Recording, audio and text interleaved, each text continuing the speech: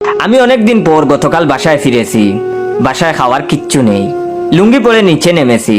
বাসার সামনে দোকান থেকে আলু, ডিম, সিগারেট, চা পাতা, চিনি কিনে সিঁড়ির কাছে আসছি। বাড়িওয়ালা মেয়ে তার 5 বছরের বাগ্নে নিয়ে দাঁড়িয়ে। আশ্চর্য, আমার মুখ ভর্তি দাড়ির কারণে বাড়িওয়ালার মেয়ে চিনতে পারলো না। পিচ্চিটা আমার দিকে হা করে তাকিয়ে আছে। উপরে উঠছি, পিচ্চিটা আমার পিছু পিছু একতলায় এসে আবার নিচে নেমে গেল। পিচ্চিটা জুড়ে জুড়ে বলছে, খালামণি উনিকে ছেলে ধরা নাকি?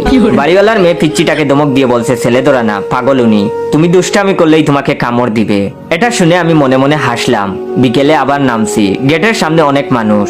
ওই পিচ্চিটা কই থেকে দৌড়ে এসে আমাকে বলল, এই পাগলা কই যাও, তুমি কি আমাকে কামড়াবা নাকি? এতগুলো মানুষের সামনে তার কথা শুনে হতবম্ব হয়ে গেছি। কি বলবো আর? কুষ্ঠকাঠিন্য হাসি নিয়ে মাথা নাড়লাম। পিচ্চি কি বুঝলো জানি না, তার হাতে থাকা ছোট ক্রিকেট ব্যাটটা দিয়ে আমার পাছায় বাড়ি দিয়ে চলে গেল। লোকজন হু হু করে হাসলো, আমিও লজ্জায় হাসলাম। আজ সারাদিনে 5 বার বাসার নিচে নেমেছি, আর এ পিচ্চির মুখোমুখি হয়ে ব্যাট হাতে দাওয়া খেয়েছি। সন্ধ্যায় আবার ব্যাট নিয়ে মারতে আসছে। আশেপাশে কেউ ছিল না, তাই পিচ্চিটারে ধরে পাছায় চিমটি দিয়ে বলছি, এই তুমি এত বেয়াদব কেন? সে তখন কান্না করতে করতে বাসায় চলে গেছে। বাসায় আসার কিছুক্ষণ পর কলিং বেলের আওয়াজ। দরজা খুলে দেখি বাড়িওয়ালার মেয়ে আর ওই পিচ্চি। বাড়িওয়ালার মেয়ে বলল, সেকা খাইছেন নাকি?